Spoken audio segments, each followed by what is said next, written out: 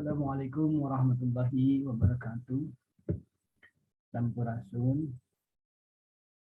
Selamat pagi atau mungkin setiap mahasiswa saat ini di kelasnya mungkin ada yang sedang dalam posisi keadaan pagi atau mungkin siang atau mungkin untuk kelas ekstensi ya ini mungkin dalam posisi malam ya. Jadi silahkan menyesuaikan saja dan kita mulai perkuliahan kita hari ini dengan membaca basmalah. Bismillahirrahmanirrahim.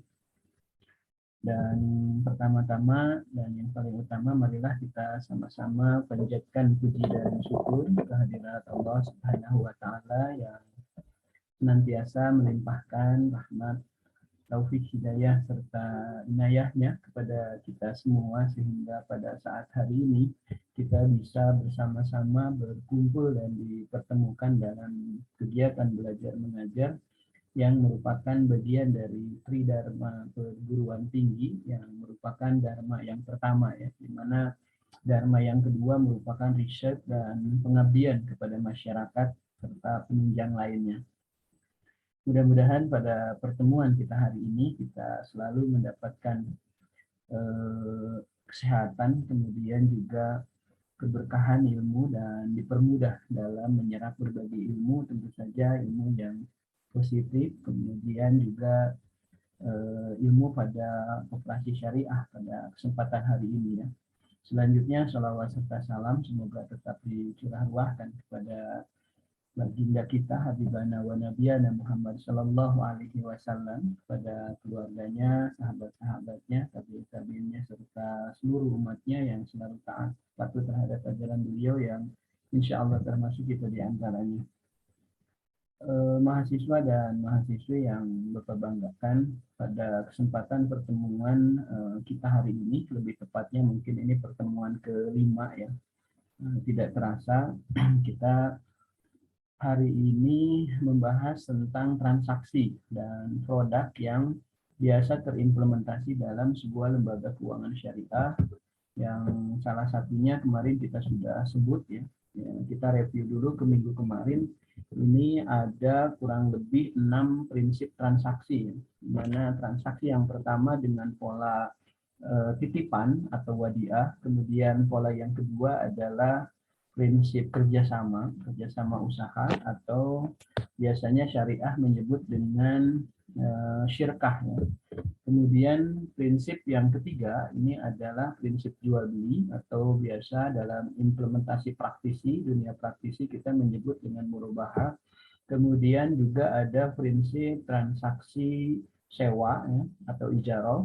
Kemudian ada prinsip transaksi untuk jasa-jasa ya, seperti wakalah, kifalah, kiwalah, kemudian juga rahan ya, gadai syariah.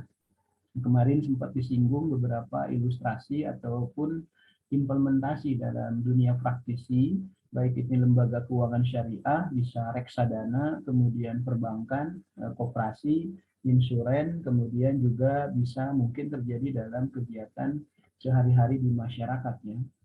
Dan kemudian transaksi yang banyak sebetulnya sudah terjadi dan terimplementasikan dalam kegiatan sehari-hari bermasyarakat ini adalah pinjam meminjam, dan ini menjadi transaksi yang keenam ya, prinsip transaksi yang keenam, di mana dalam prinsip pinjam meminjam ini tidak boleh ada tambahan apapun.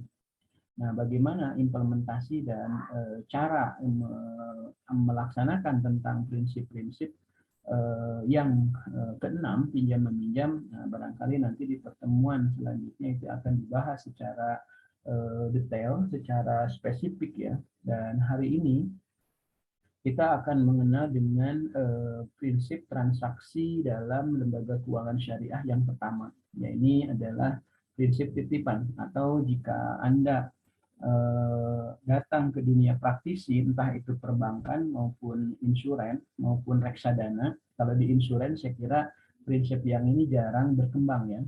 Nah, ini kebanyakan ada dalam dunia perbankan, kemudian setingkat koperasi, kemudian juga dalam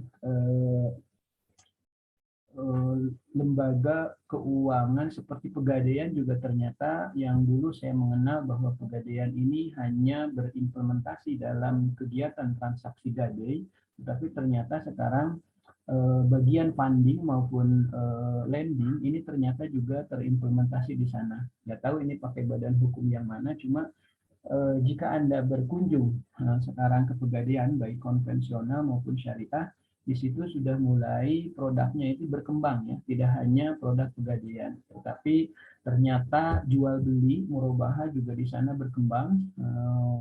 Yang terjadi di sana adalah jual beli emas ya, Antam. Kemudian juga ternyata pinjaman uang juga di situ terjadi, tidak hanya tentang gadai ya, tetapi ternyata banyak sekali produk-produk pinjaman. Jadi sudah lebih daripada badan hukum perbankan.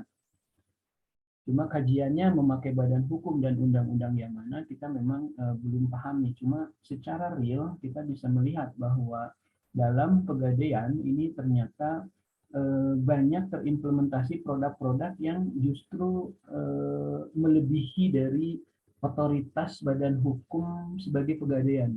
Jadi transaksi-transaksi yang biasa ada di perbankan ini mereka miliki juga, seperti produk simpanan dia miliki, produk pembiayaan selain Pegadaian juga mereka miliki. Nah, tetapi bahasan kita hari ini tidak akan memperdebatkan tentang perbedaan ataupun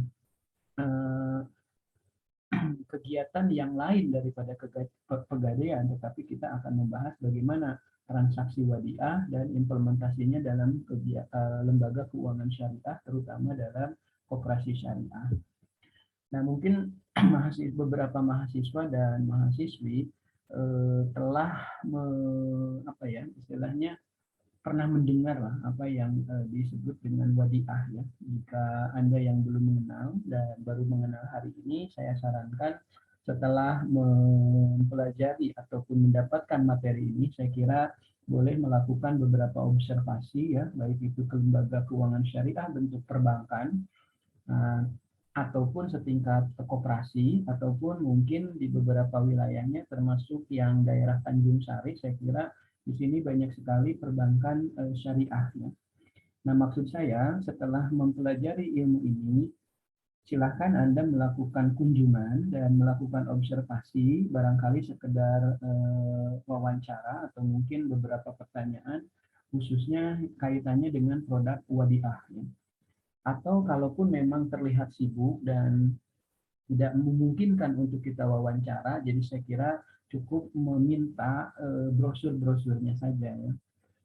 Nah, untuk daerah-daerah di Majalengka, kemudian Subang, Indramayu, tidak perlu memang harus ke Sumedang, jadi tinggal di domisili yang tempat Anda tinggal saja ya. Di situ silahkan Anda melakukan observasi, kunjungan, serta wawancara, ataupun sekedar meminta brosurnya ya.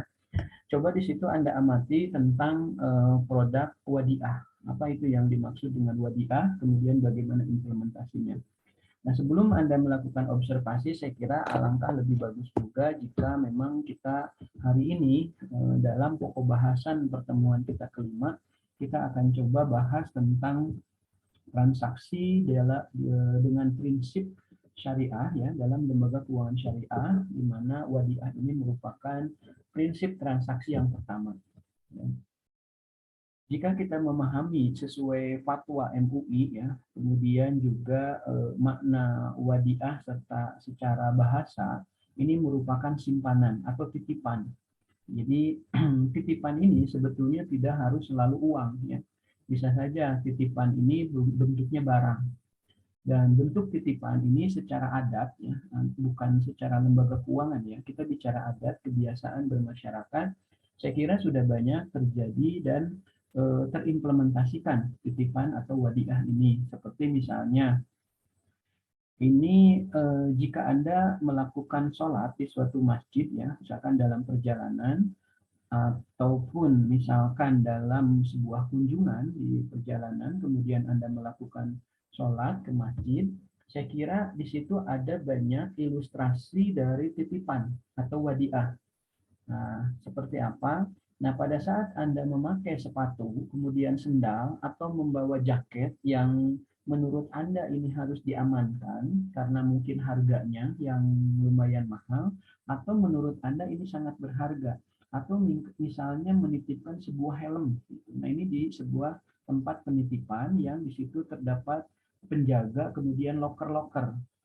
Nah, si penjaga loker tadi ini bertindak sebagai muwadi, yang ketitipan, ya. Dan Anda sebagai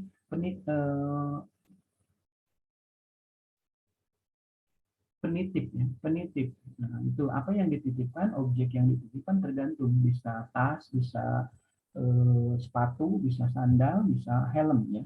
Nah, ini secara adat proses transaksi atau akad titipan atau wadiah sudah banyak terjadi. Namun kaitannya di perbankan tentu saja karena bank itu merupakan atau koperasi ini merupakan lembaga keuangan, maka proses titipan atau wadiah ini pasti banyak diilustrasikan dan diimplementasikan dalam sebuah simpanan. Jadi bentuknya uang gitu ya, dalam bentuk simpanan sukarela. Atau kalau di perbankan simpanan masyarakat saja, cuma mungkin polanya wadiah. Seperti apa bentuk wadiahnya? Nanti justru hari ini kita akan sampaikan, ya. Jika kita lihat slide di atas di hadapan kita, ya, kita bisa melihat bahwa definisi tentang wadiah ini merupakan simpanan atau deposit barang atau dana kepada pihak lain. Nah, pihak lain di sini adalah petugas bank atau pihak bank, ya, yang diwakili oleh para petugas-petugasnya, karena mereka merupakan bagian yang tidak terlepaskan dari lembaga keuangan tadi, ya, gitu, yang bukan pemiliknya. Jadi si pihak bank itu mendapatkan amanah titipan, ya, bentuknya dana, ya, kalau dalam simpanan untuk tujuan keamanan. Wadiah adalah akad penitipan dari pihak yang mempunyai uang atau barang. Nah, jadi kalau tadi bentuknya barang, ya, tadi jadi simpanan barang yang dititipkan kepada pihak lain, tadi petugas yang di masjid. Atau bahkan dalam implementasinya mungkin di beberapa mall juga wadiah ini secara adat ini sudah banyak terjadi. Misalkan jika Anda belanja misalkan di sebuah mall memakai kendaraan bermotor, sementara Anda memakai jaket yang lumayan mahal atau helm yang mahal. Ini kan dititipkan, ya, di locker. Nah, ini juga sudah sebuah ilustrasi dari prinsip transaksi yang disebut dengan wadiah, titipan. Nah, kita kembali lagi ke dalam wadiah yang terimplementasikan dalam lembaga keuangan syariah, dalam hal ini koperasi, ya. Jadi wadiah ini merupakan akad penitipan dari satu pihak kepada pihak lainnya, bisa berbentuknya uang, bisa barang, di mana penerima titipan ini harus mengembalikan kapan saja si penitipnya ngambil. Jadi kalau di masjid si penitipnya sudah melakukan sholat, kemudian dan merasa sudah cukup dan akan berangkat kembali, ya dia akan ngambil lagi. Nah, kemudian yang ketitipan tadi itu punya kewajiban untuk mengembalikan kapan saja si penitipnya mau ngambil, begitu.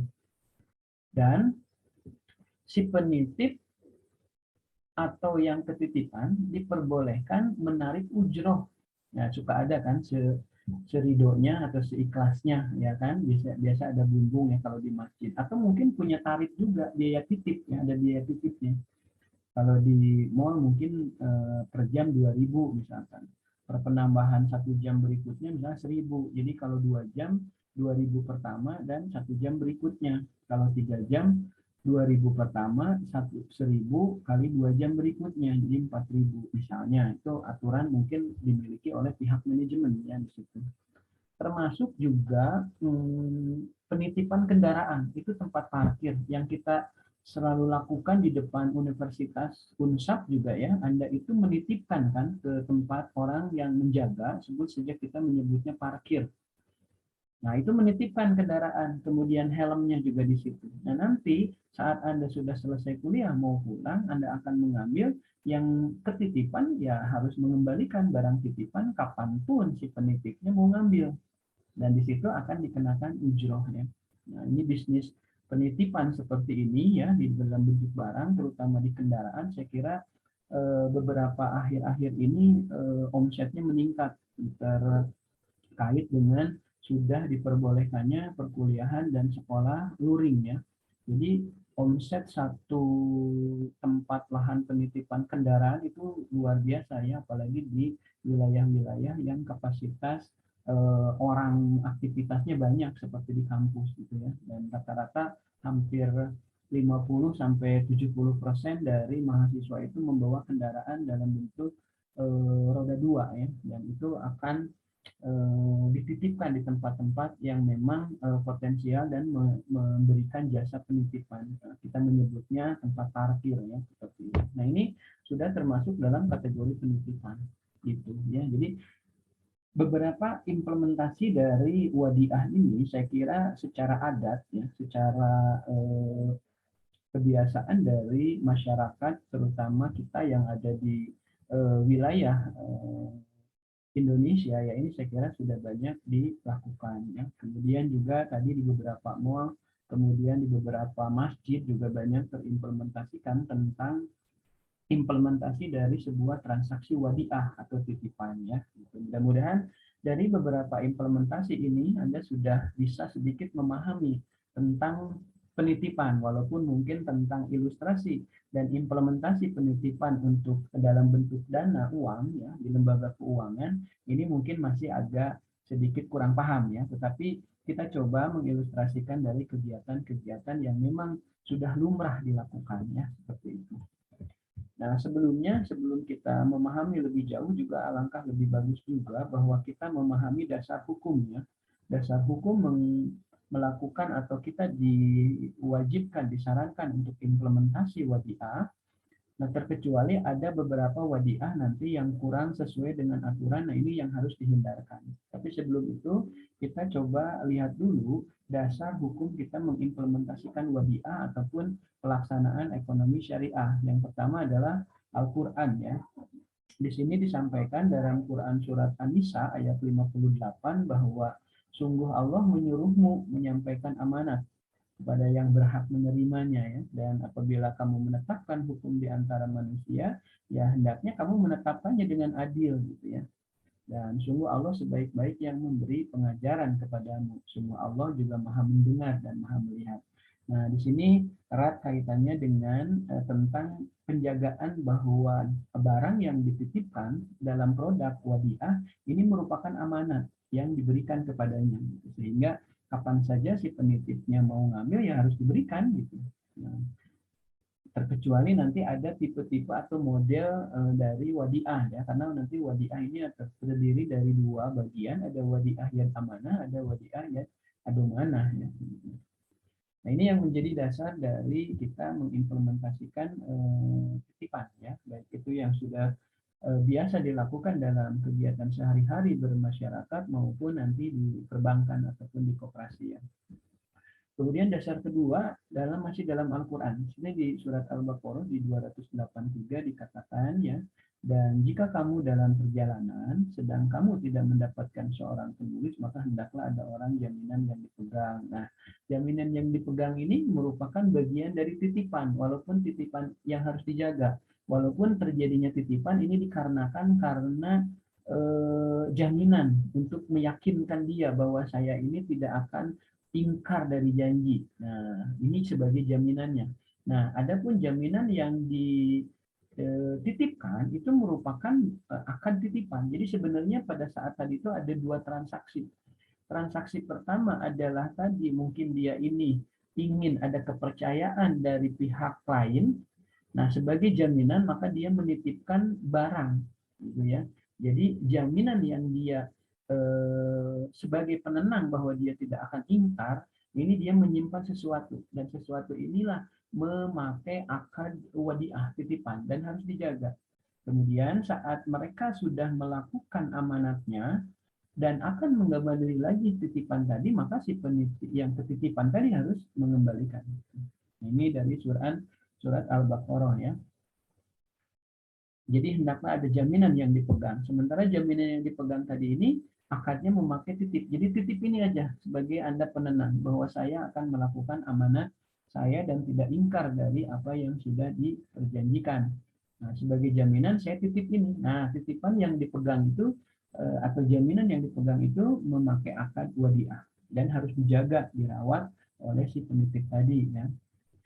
Nah, jika sebagian kamu mempercayai sebagian yang lain, hendaklah yang dipercaya itu menunaikan amanatnya. Jadi satu sama lain harus sama-sama menjaga amanat ini. Tidak, si itu mah orangnya baik, maka saya leha-leha. Nah, tidak juga seperti itu. Atau sebaliknya, si anu itu sudah pasti nggak bakalan ingkar, maka jadi tidak. Jadi kedua belah pihak harus sama-sama memegang komitmen dan konsisten terhadap komitmen tadi. Inilah yang kita sebut dengan tadi kedua belah pihak sama-sama menunaikan amanatnya gitu. Dan hendaklah bertakwa kepada Allah. Artinya eh, terlepas dari orang lain ini bisa dipercaya atau tidak, bahwa yang kita lakukan sudah baik tadi bukan karena ingin dipuji orang saja, tetapi karena memang ini sebagai bagian ketakwaan kita kepada Allah, di mana makna takwa ini kan melaksanakan apa yang diperintahnya dan menjauhi apa yang dilarangnya,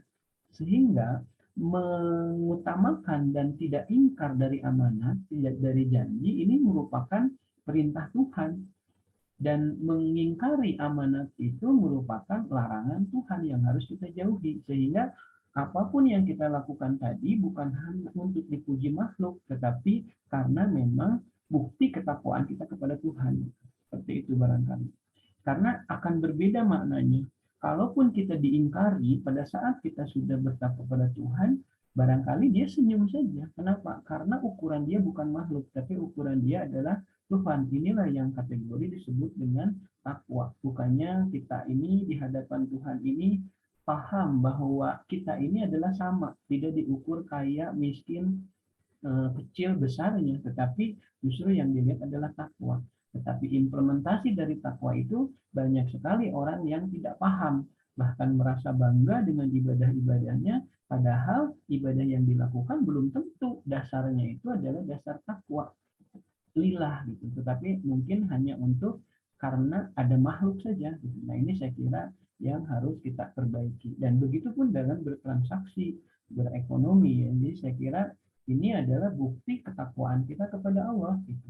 Seperti itu. Jadi segala sesuatu dilakukan dengan lillah. Jadi apapun yang kita lakukan, termasuk kita menghindarkan duri di jalan, bukan karena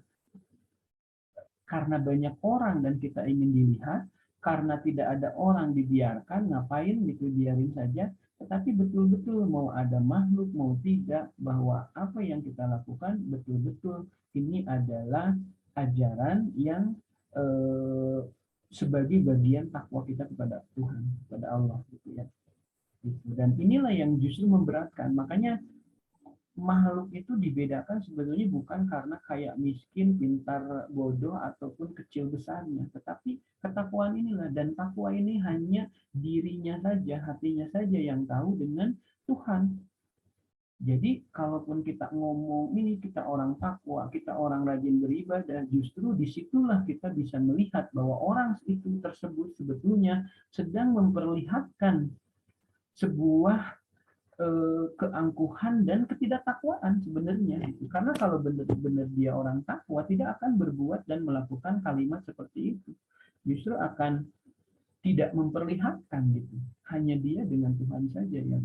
Nah, inilah yang mungkin dalam bertransaksi ekonomi juga sebagai bagian dasar. Jadi pada saat tadi kita diamanati kemudian tidak ingkar, bukan berarti karena takut kepada orang yang penitipnya, atau mungkin ingin dipuji, atau mungkin dikasih uang tip besar, tidak. Tapi ini bagian dari amanah, yang amanah ini merupakan perintah. Dan dalam kajian takwa, di mana takwa ini kan melaksanakan apa yang diperintahkan dan menjauhi apa yang dilarang.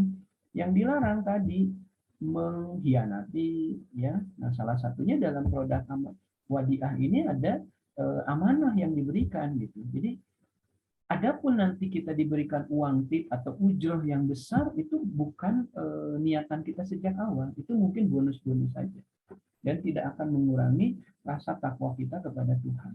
Begitu ya. Jadi inilah bedanya ekonomi syariah dengan ekonomi konvensional. Kalau ekonomi konvensional, semata-mata mereka itu meraup keuntungan. Jadi kalau mereka tidak untung, pasti ngedumelnya besar karena mereka tidak untung. Jika di ekonomi syariah tidak semata-mata hanya untung, mereka berproses dari yang sudah ditentukan, karena mencari kifayah, bertransaksi itu kan wajib.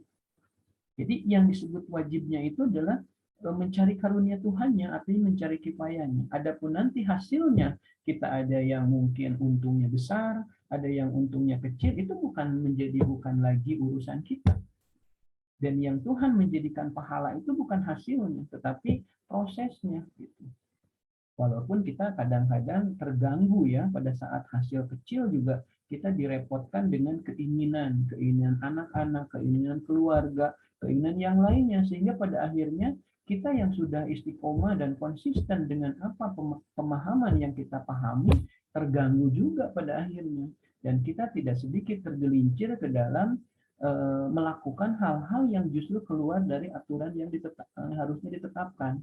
Misalkan jadi kita melakukan korupsi, jadi kita melakukan kebohongan-kebohongan untuk keuntungan kita gitu ya, misalkan mengurangi timbangan, barang jelek dibilang bagus gitu kan. Nah ini kenapa? Karena tadi padahal dia sebenarnya paham ilmu, tapi karena ada keinginan-keinginan, makanya sebetulnya ya selain daripada karunia dan rezeki, keluarga, anak, saudara ini juga sebetulnya merupakan ujian juga karena tidak sedikit juga ya yang orang tuanya tergelincir melakukan hal-hal yang negatif gara-gara ingin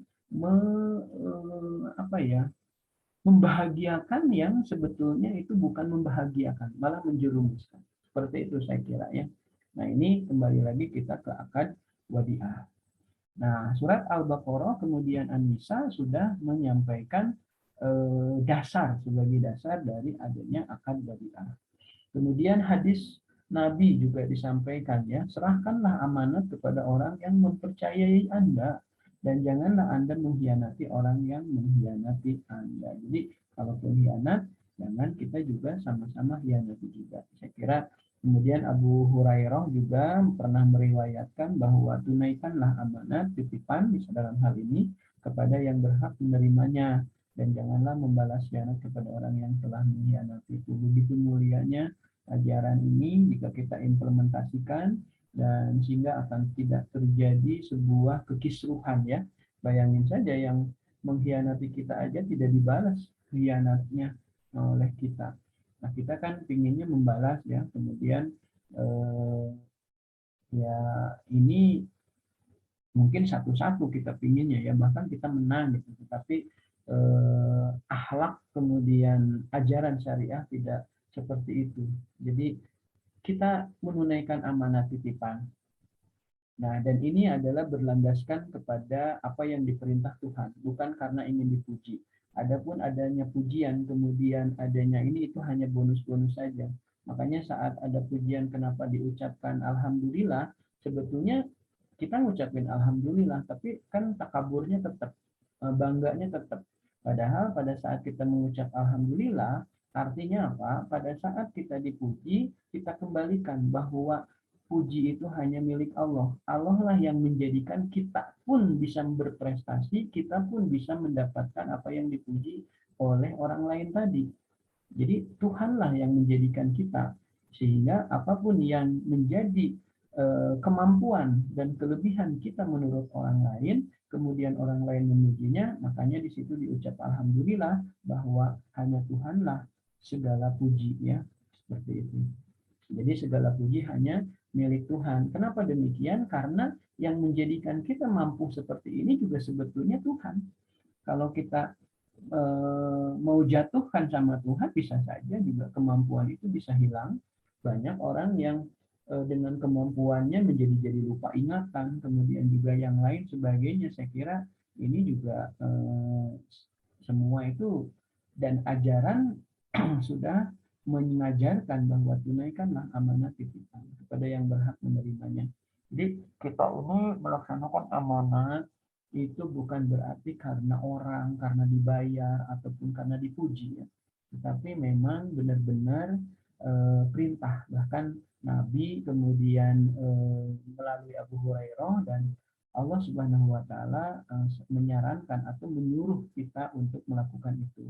Adapun kita sudah berbuat baik tetapi ternyata dicurangi atau dikhianati, maka dalam hadis ini disampaikan bahwa janganlah membalasnya kembali. Jadi cukup serahkan saja sama Tuhan. Karena kita tidak punya hak untuk membalaskan. Jadi jadikan mungkin pengkhianatan mereka ini sebagai bagian untuk menguji dan melatih diri kita untuk ke arah kesabaran. Saya kira begitu mulia ya. Dan jika transaksi ekonomi syariah diimplementasikan dari ajaran-ajaran syariah yang semestinya, saya kira luar biasa ya. Dan tatanan kehidupan ekonomi kita ini akan makmur ya, seperti itu. Ya walaupun memang akan banyak juga tantangan dan hambatan, ya ini menjadi bagian dari ladang amal dan menjadi janjinya syaitan kan yang akan terus mengganggu gitu, seperti itu. Kemudian berikutnya setelah sumber hukum baik dari Al-Quran kemudian dari Al-Hadis, nah rukun dan ketentuan wadiah. Jadi ada rukun yang harus dipenuhi dalam tatanan melakukan kita proses titipan ya. Yang pertama rukun wadiah ini ada 4, yaitu ada pelaku. Pelaku ini tadi yang menitipkan ya. Jadi kalau Anda menitipkan helm gitu ya di mall, berarti Anda itu sebagai pelaku, pemilik barang yang menitip. Nah, biasanya dalam syariah disebut dengan muwadi. Muwadi. Jadi saat kita menitipkan kendaraan di tukang parkir gitu ya, atau mungkin misalkan kalau di mall kan ada tempat penjaga parkirnya itu titip ya, seperti itu. Saya kira Anda itu bertindak sebagai muwadi. Tapi jika Anda bertindak sebagai petugas yang ada di depan masjid itu ya, yang penitipan sepatu, atau mungkin kalau dana uang Anda itu menjadi petugas koperasi atau petugas eh, perbankan yang mengelola produk wadiah gitu. Anda berarti di sini bank di sini bertindak sebagai yang memelihara, yang menyimpan, yang menjaga, dan biasanya syariah disebut dengan mustauda. Gitu. Jadi mustauda orang yang harus merawat, yang ketitipan amanat itu disebut dengan mustauda. Dan orang yang menitipkan, yang memiliki barang, baik kendaraan motor, helm, jaket, dan lain sebagainya, itu disebut dengan muwadi. Kemudian objek wadiah berupa barang yang dititipkan wadiah. Nah, sebenarnya kalau dalam simpanan wadiah tidak barang ya, ini sifatnya uang ya. Jadi dalam produk wadiah. Jadi tadi dalam definisi juga sudah saya sampaikan sebenarnya objek dari wadiah ini bisa uang, bisa barang. Walaupun yang banyak diilustrasikan tadi adalah bentuknya barang ya, bentuknya barang.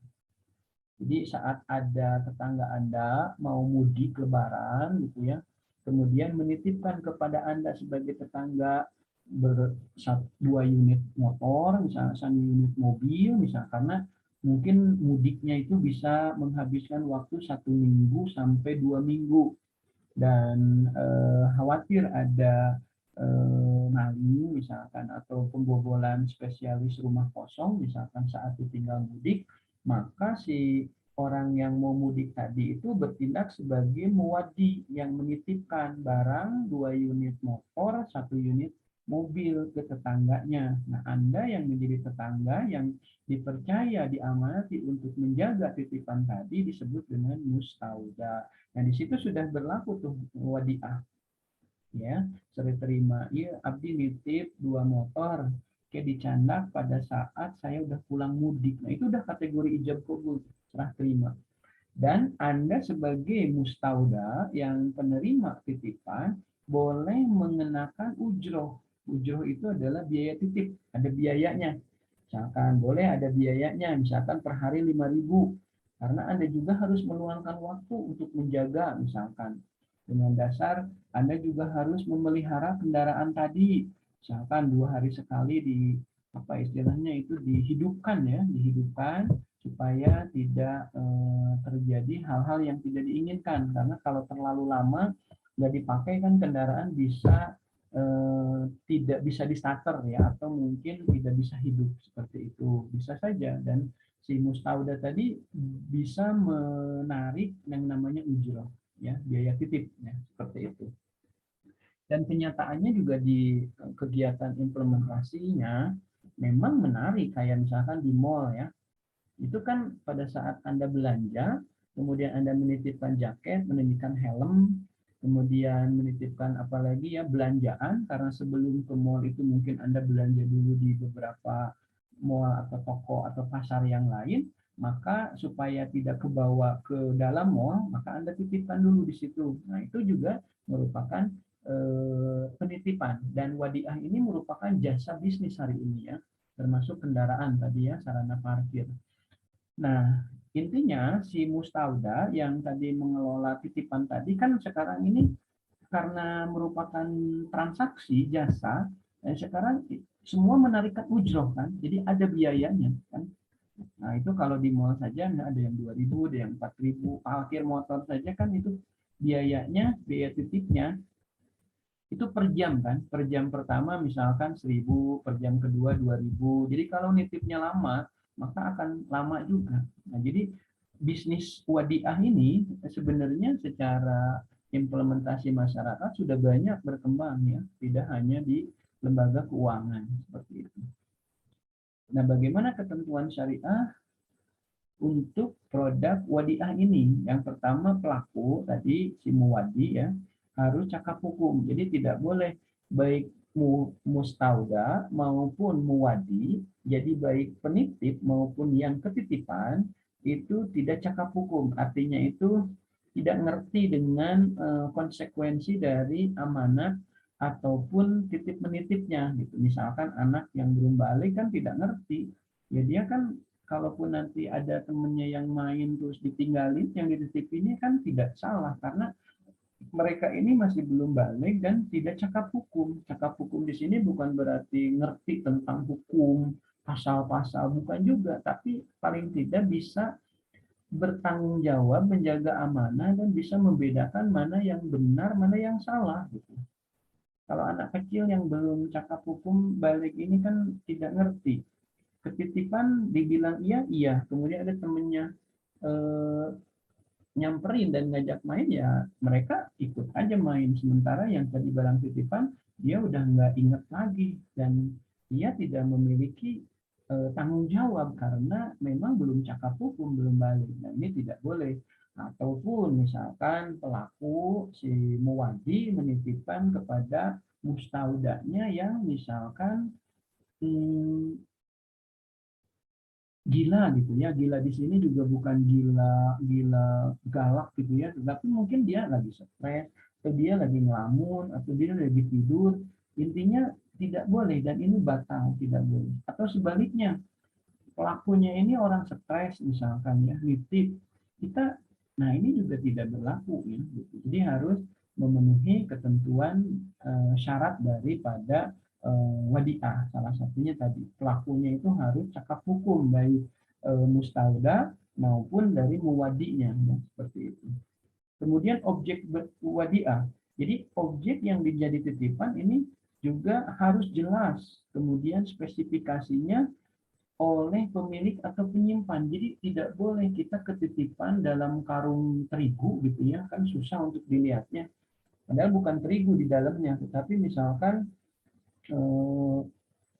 ular hasil nyolong atau apa itu harimau yang memang langka dan dilindungi. Gitu. Atau mungkin di dalamnya ternyata bukan tepung terigu, tetapi misalkan narkoba ataupun barang-barang yang terlarang. Nah, ini apalagi ya, karena objek wadiah itu selain harus jelas spesifikasinya, maka tidak dalam kategori yang dilarang secara agama maupun pemerintah.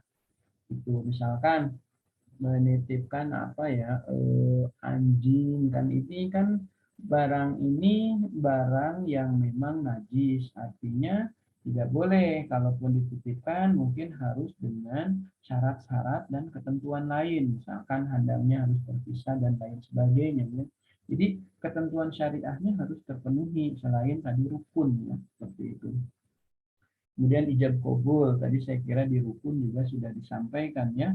Jadi merupakan pernyataan dan ekspresi saling ridho rela, di mana jangan sampai juga si mustaudanya itu nggak rela gitu. Misalkan gini, saya titipkan nih laptop ya, tapi sementara si mustaudannya itu yang ketitipan itu tidak merasa rela, artinya apa, terbebani. Ya terbebani di sini bukan berarti nggak mau, malas ya.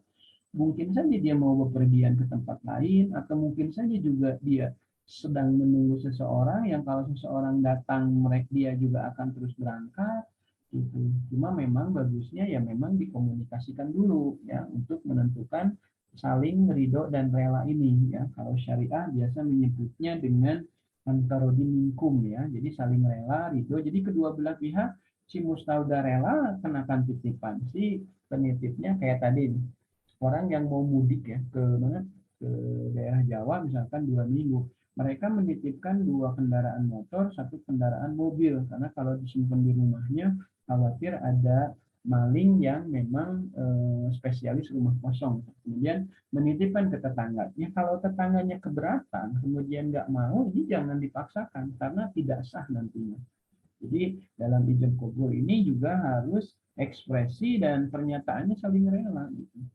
Sehingga dinyatakanlah nanti misalkan nitipnya abdi iya 2 motor 1 mobil, mangga dipangjagakeun ke biaya titipna ku abdi dibayar sabaraha. Nah, pernyataan dan ekspresi ya dari mustauda itu juga harus mangga ku abdi ditampi titipanana, harus paling tidak seperti itu, dan raut mukanya juga akan beda. Jika memang hmm, mukanya kemudian tutur katanya seperti terpaksa, di sini khawatir menjadi subhat, bahkan bisa menjadi haram wadiah di sini. Kenapa? Karena tidak saling rela. Jadi terbebani si mustauda itu ya.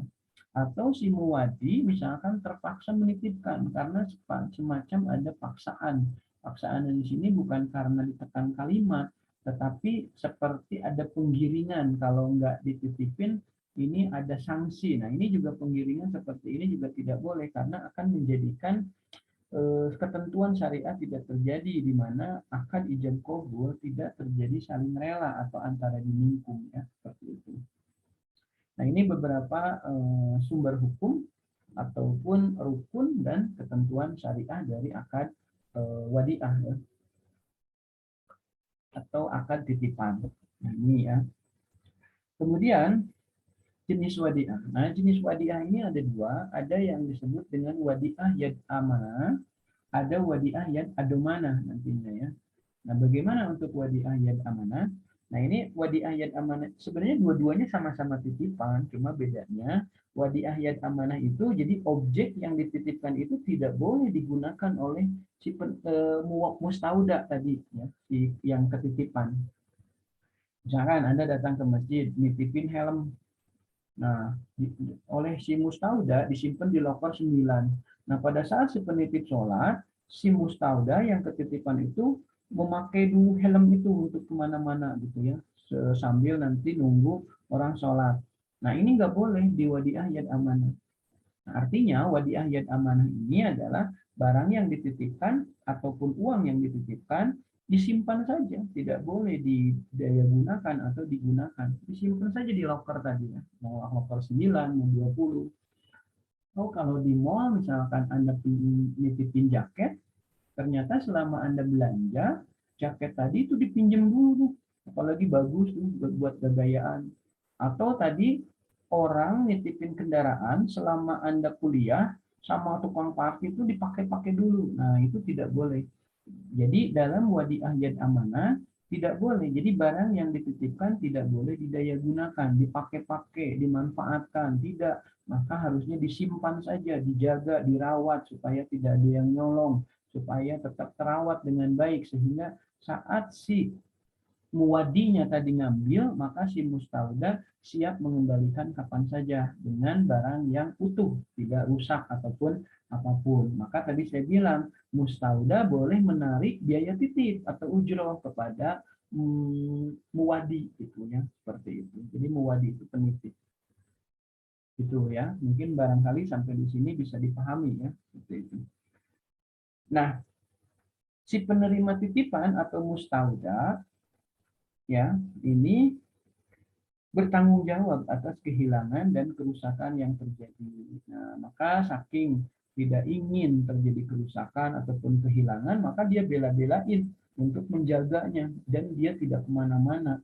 Mungkin barangkali mau ada pipis atau kencing pun ke toilet ya, dia tahan dulu sambil ada orang yang menggantikan untuk menjaganya. Dan apa ya, keikhlasan dia mungkin atau pekerjaan dia menjaga barang-barang muwadi ya, itu wajar kalau muwadi memberikan ujro atau biaya titip ya, kan suka ada tuh, ada yang 2.000 atau bahkan kalau di masjid harus memberikan seridonya aja di kain celeng gitu kan, karena ada pengorbanan untuk menjaga barang kita gitu. Kalau di mall kan sudah ditentukan, parkir kendaraan sudah ditentukan kan gitu, bahkan kita ada kwitansinya. Bahkan untuk objektivitas, kita masuk jam berapa, detik berapa, itu ternyata terekam. Dan rekamannya dibuktikan dengan struk atau kartu yang keluar dari setiap kita masuk dan setiap kita keluar dibayarnya per detik itu. Nah ini semakin canggih dan objektif ya, sehingga tidak ada yang dirugikan.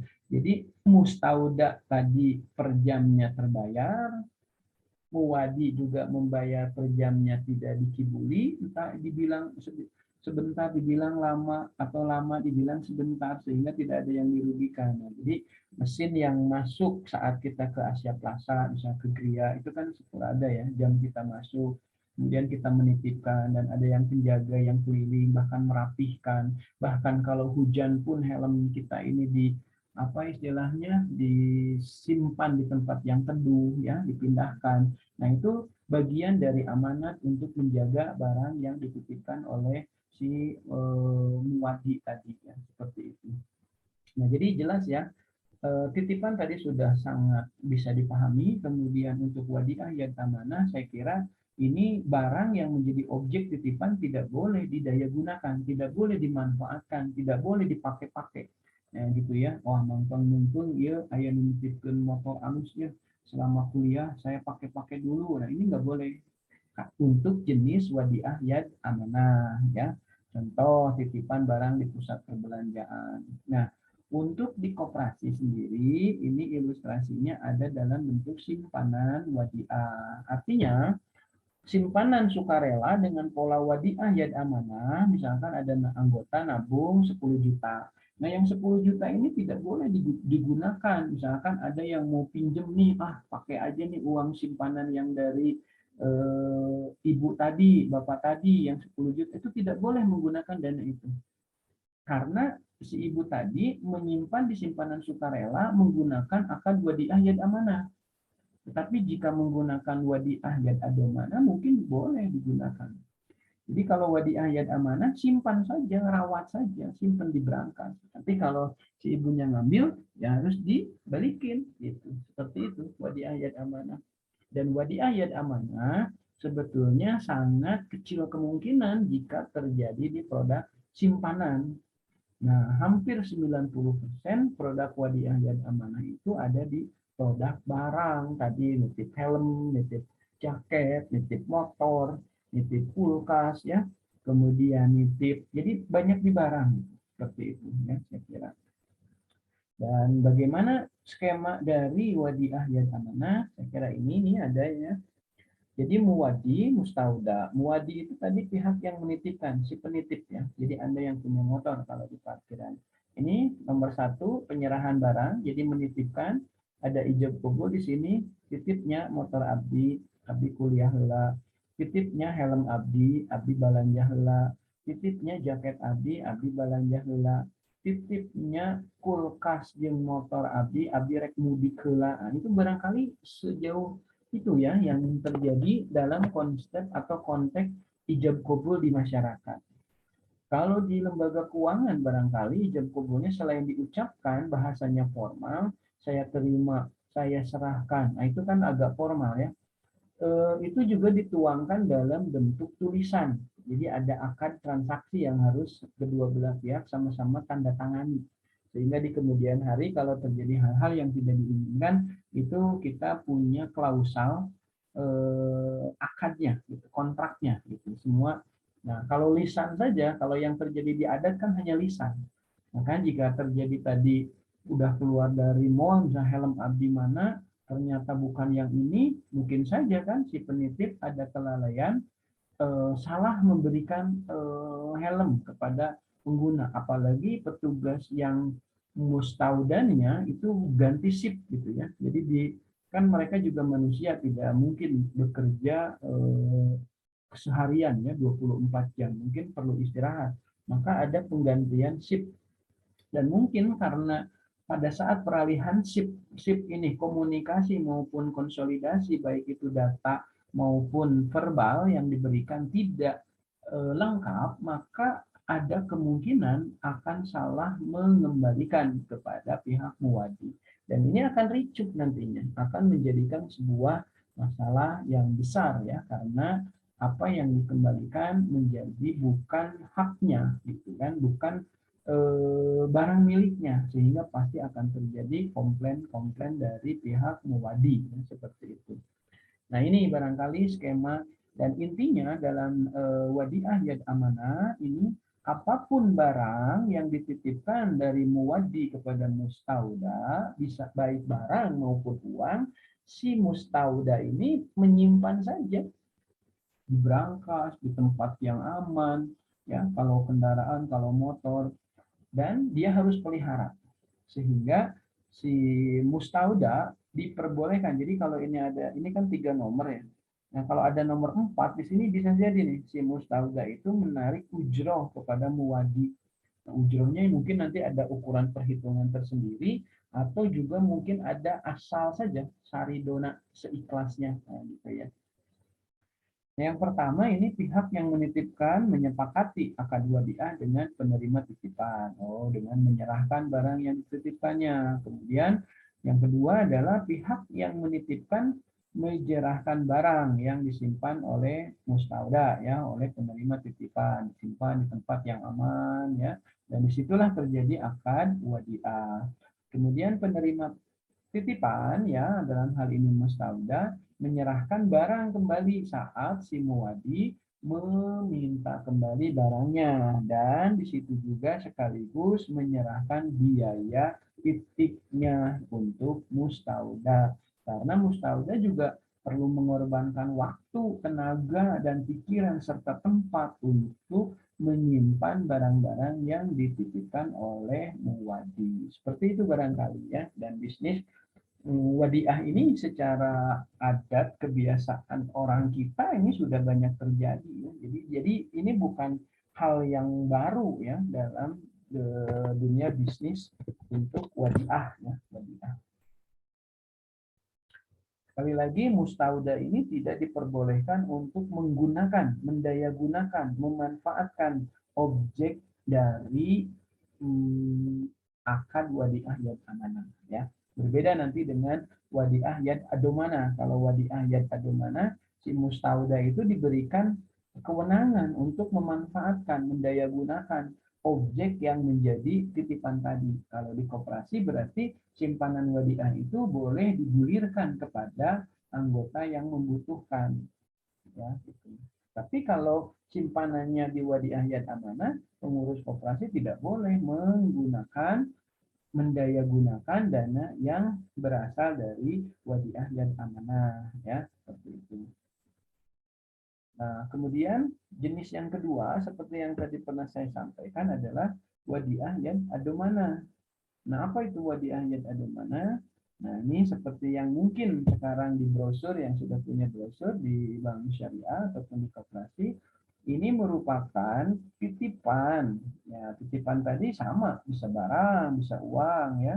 Nah, kepada si penitip ketitipan atau mustauda, intinya dari muwadi ke mustauda, tetapi objek barang yang dititipkan ya ini diperbolehkan untuk didayagunakan, berbeda dengan amanah tadi ya, kalau lihat ada mana. Nah, gitu. Nah, dalam ilustrasi uang simpanan sukarela sama seperti wadiah yang amanah ya, nyimpan uang simpanan sukarela dengan pola titipan. Tapi kalau titipan wadiah yad amanah, pengurus harus menyimpan saja di barang. Kalau wadiah yad adomana, simpanan sukarelanya, ini diperbolehkan dana yang terakumulasi dari simpanan wadiah oleh para pengurus diputar, diproduktifkan untuk kepentingan yang lebih maslahat anggota-anggota yang membutuhkan dana tambahan, baik untuk modal kerja, untuk investasi maupun untuk konsumtif, ya, diperbolehkan gitu, seperti itu untuk wadiah yad adamana. Maka dari itu skemanya juga agak sedikit berbeda. Ada yang sama. Ini yang samanya. Yang pertama muwadi itu menitipkan kepada mustauda, sama kan dengan amanah. Nah, cuma bedanya jika tadi di amanah mustauda ini tidak diperbolehkan dan tidak diperkenankan mendayagunakan bentuk apapun yang dititipkan, baik barang maupun uang, tetapi di wadi anjad adumana diperbolehkan. Jadi tadi si ibu yang mau mudik titip motor 2 sama mobil 1 itu mungkin kalau si tetangga yang mustauda yang ketitipannya butuh bepergian boleh digunakan memakai motor tadi karena sejak awal akadnya skema wadiah jad adumana, berarti diperbolehkan menggunakan asal dipergunakan untuk hal-hal yang baik, positif, dan tidak menyalahi aturan. Misalnya dipakai untuk begal orang atau untuk merampok, dipakai untuk nyolong. Nah, itu dan ya misalkan hal-hal yang negatif ini tidak boleh ya. Nah, di sini boleh dipergunakan ya, dan biasanya kalau dalam simpanan koperasi itu dipergunakan untuk melakukan dana alokasi kredit, dan di sini koperasi akan menerima keuntungan. Nah, keuntungan tadi akan diberikan juga bonus karena keuntungan yang koperasi peroleh itu sumber uangnya dari anggota yang memilih produk simpanan wadiah dan ademana. Maka pihak koperasi juga merasa punya beban moral dan berkewajiban untuk memberikan jasanya juga. Tapi jasa di sini tidak ada hitung-hitungannya, berbeda dengan simpanan mudarobah yang berbagi hasil, ada hitungan-hitungannya. Kalau di wadiah diberikan di wadiah yad adomana ya, tetapi tidak ada hitungan-hitungan pasti. Makanya disebutnya bonus saja.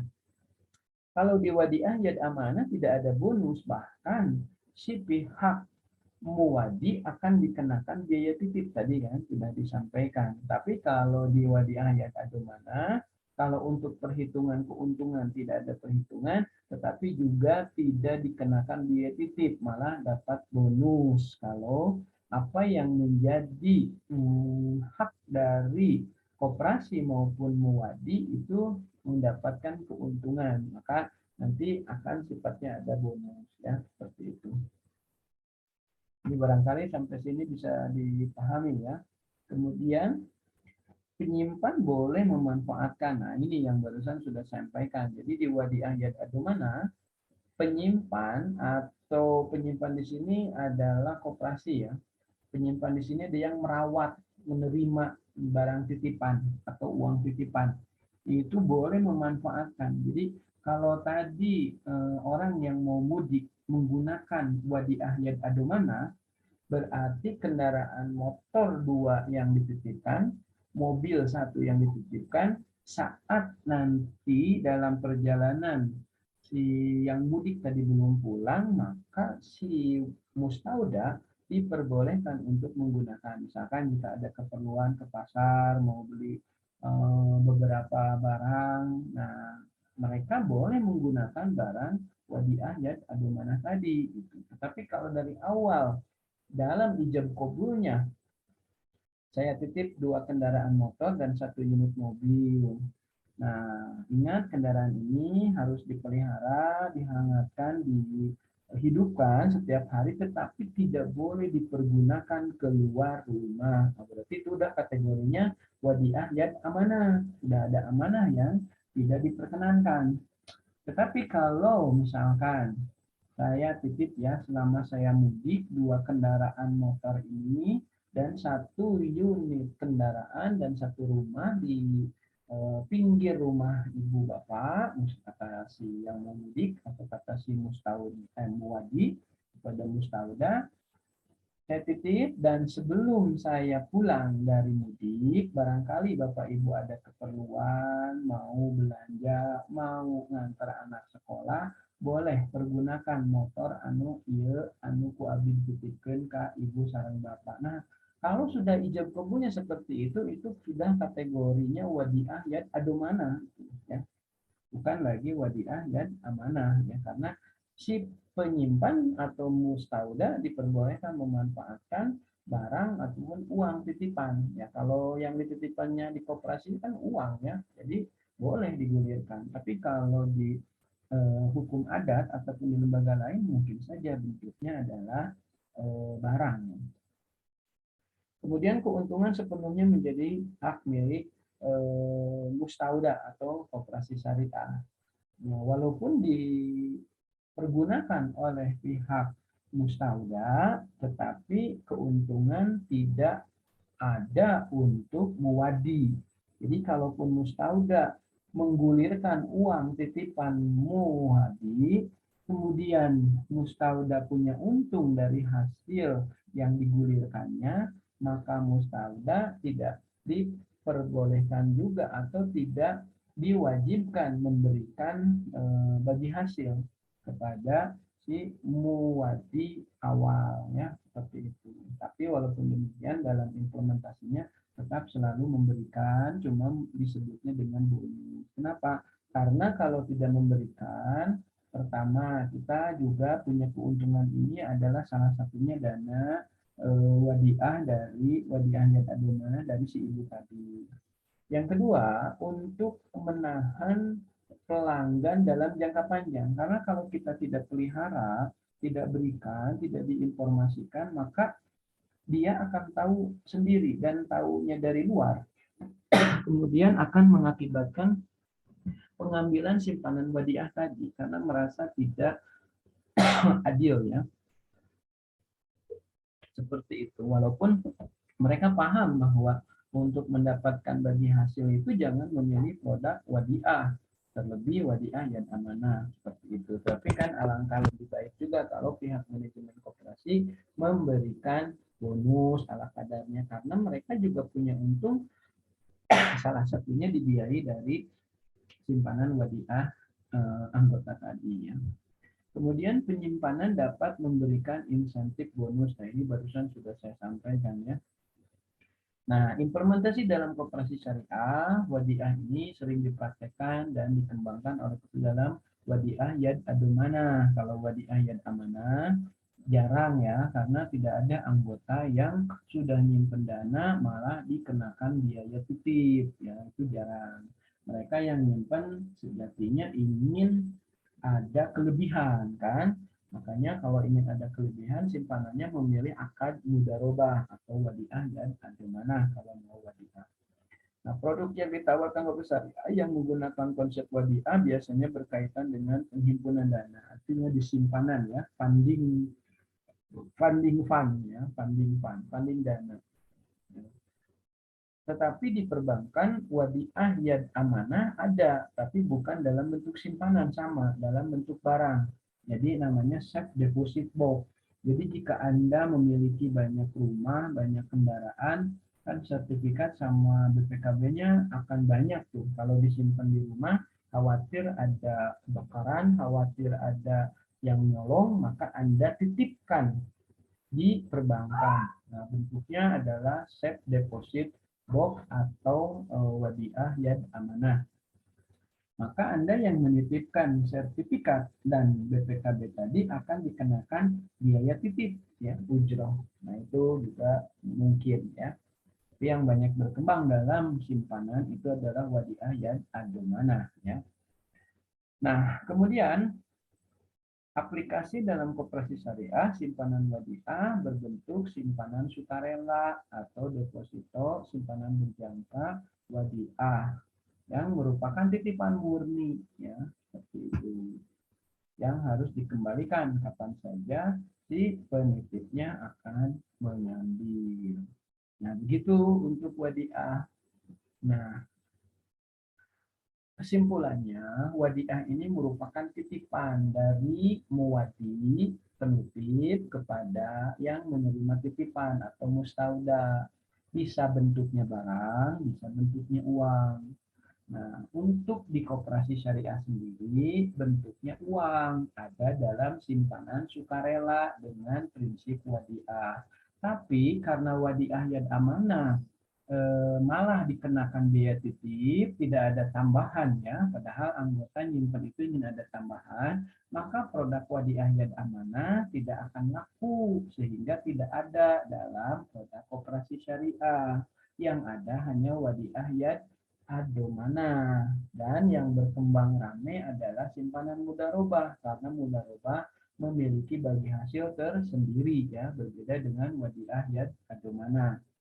Nah, untuk di perbankan syariah, walaupun sama seperti yang tadi koperasi, tetapi wadiah yad amanah masih bisa berkembang dalam bentuk barang yang disebut dengan safe deposit box. Begitu ya, adik-adik mahasiswa dan mahasiswi. Jadi, bagaimana jika Anda mau nabung di koperasi syariah, tetapi Anda ingin ada sedikit tambahan dana Anda itu masuk titipan, tapi Anda perkenankan untuk digunakan, digulirkan oleh koperasi, sehingga Anda adalah sedikitnya tidak dikenakan biaya titip, malah Anda diberikan bonus. Kira-kira menurut Anda akan apa itu? Ya, silakan dijawab ya pada akhir perkuliahan, dan saat Anda isi daftar hadir, Anda tuliskan jawaban Anda ya, seperti itu. Baik, itu saja saya kira proses perkuliahan kita pada hari ini. Mudah-mudahan bisa ada sedikit pencerahan dan mudah-mudahan bisa dapat dipahami. Dan mohon maaf juga apabila ada kesalahan, kekurangan, dan kehilapan. Kalaupun ada benar, itu sudah pasti datang dari Allah. Kalaupun ada salah, sudah barang tentu ini juga karena kebodohan dan kehilapan dosen juga yang sebagai manusia biasa. Terima kasih. Billahi taufiq wal hidayah. Assalamualaikum warahmatullahi wabarakatuh.